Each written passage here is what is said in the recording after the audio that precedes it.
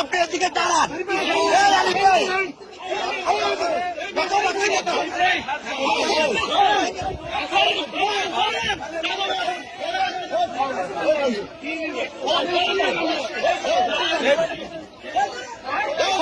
আপনারা কে?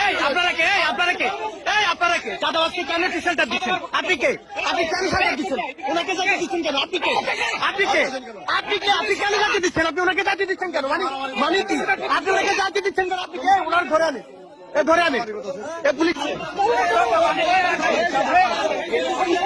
এই এলাকাটা লুটতে হচ্ছে সাধারণ মানুষ সারাদিনে কত 1000, 2000 না 3000 বেচছে, এরা 500 টাকা কিভাবে চালাতে? ইনকাম হচ্ছে কয় টাকা?